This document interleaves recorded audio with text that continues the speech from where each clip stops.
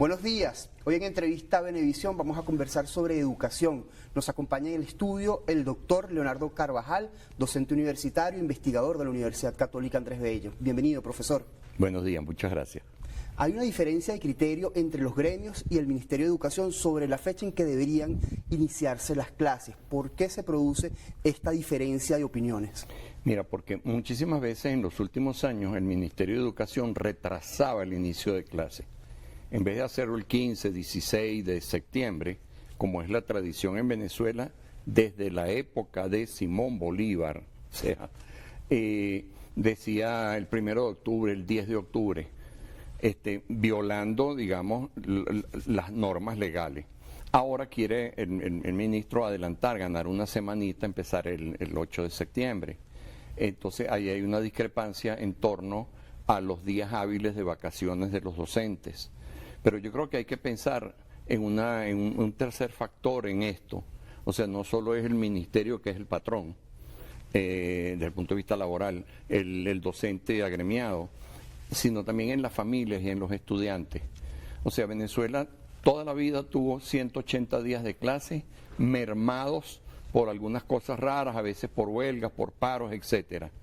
Muchos venezolanos desde hace 30, 40 años dijimos, tenemos que subir, tenemos que llegar a 200.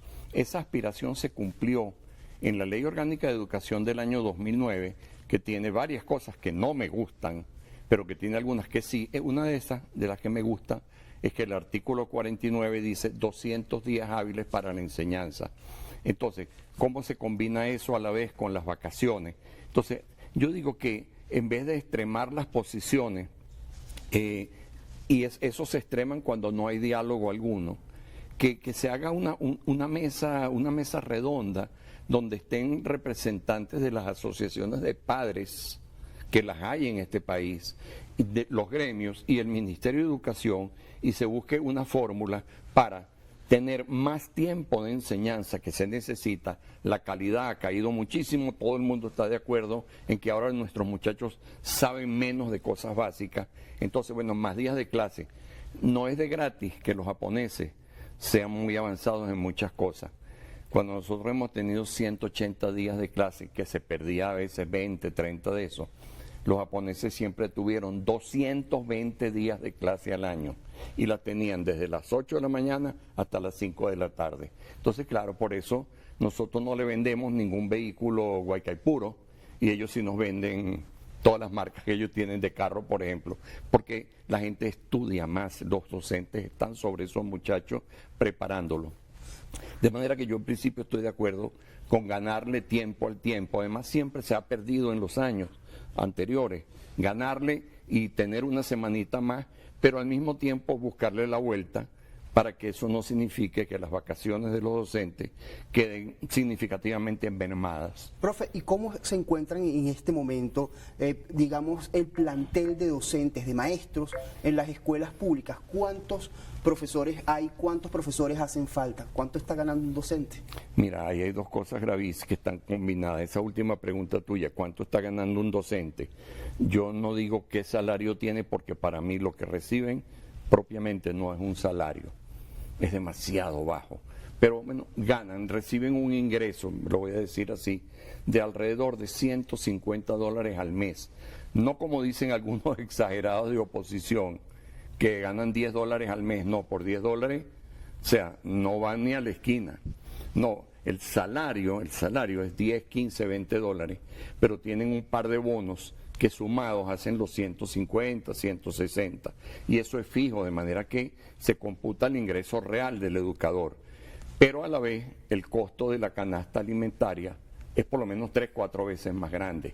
Entonces eso te explica el enorme éxodo de docentes que hubo, sobre todo en esos años terribles, los 3 años de hiperinflación. Y cada vez que ocurren cosas como las que viene pasando desde el año pasado, que el dólar valía 36 bolívares y ahora está como en 160 el cambio oficial. Entonces eso es pérdida de la capacidad adquisitiva del trabajador. Y entonces sencillamente yo digo que está muy bien que un ministro, que Héctor Rodríguez, un ministro que tiene buenas ideas en unas cuantas cosas y que yo he apoyado y no tengo, digamos, problema alguno en reconocerlo, pero es muy importante que él, al lado de mayores exigencias, como por ejemplo esta, vamos a empezar una semana antes, también ponga algo sobre la mesa, porque cualquier gobierno del signo que sea, liberal, neoliberal, capitalista, ultracapitalista, socialista, y creo que se dicen socialistas, humanistas, venezolanistas, tiene que darse cuenta de que hay cientos de miles de educadores que están ganando lo suficiente para que su familia coma una semana, chicos, vamos a estar claros. Entonces, tiene que darle algún tipo de aliciente en ese sentido. ¿Cuál es? Tú me comentabas hace un rato que, y eso lo registramos todos los venezolanos, que nuestra economía tiene 17 trimestres creciendo. Si crece la economía, crecen los ingresos del gobierno. Si crece la venta del petróleo, estamos ya casi otra vez en 1 millón de barriles. Pues muy bien, yo apoyo todo eso. Yo apoyo las concesiones, todo eso.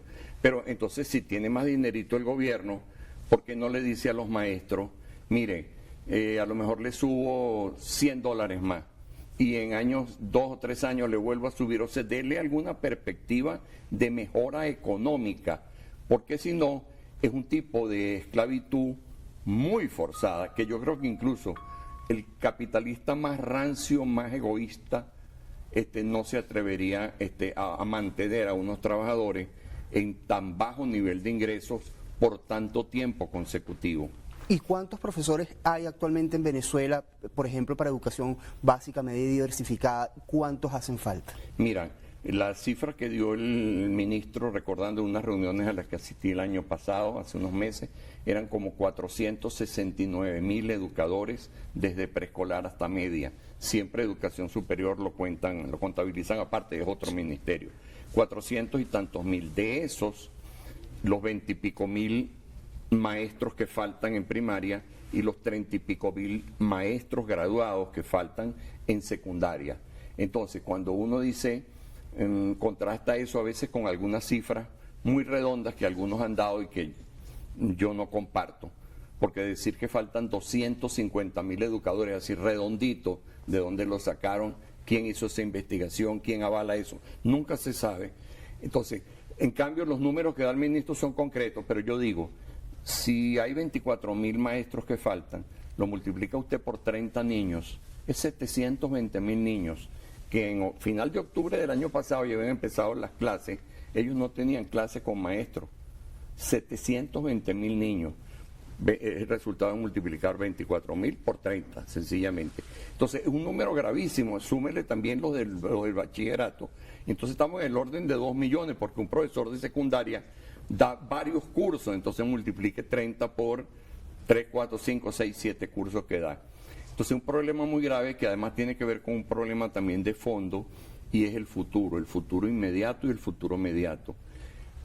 En este momento están estudiando educación 130 y tantos mil muchachos, cuando en la época primera que Héctor Rodríguez fue ministro, el año 2014, estaban estudiando educación 438.384 muchachos. O sea, la cifra me la sé de memoria.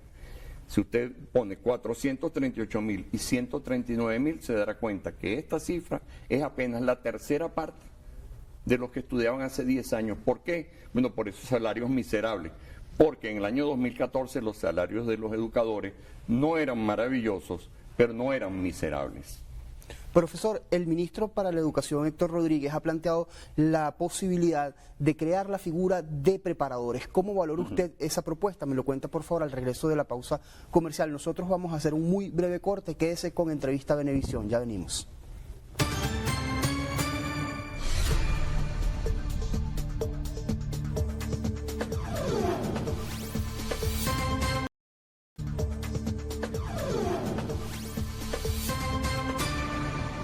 Estamos conversando sobre educación con el profesor Leonardo Carvajal, investigador de la Universidad Católica Andrés Bello. Y antes de irnos al corte, profesor, yo le preguntaba cómo usted valora esa propuesta del ministro de Educación, Héctor Rodríguez, de implementar la figura de preparadores en los planteles de educación de primaria, de bachillerato. Todo tiene su contexto, su motivo, su propósito, su razón de ser.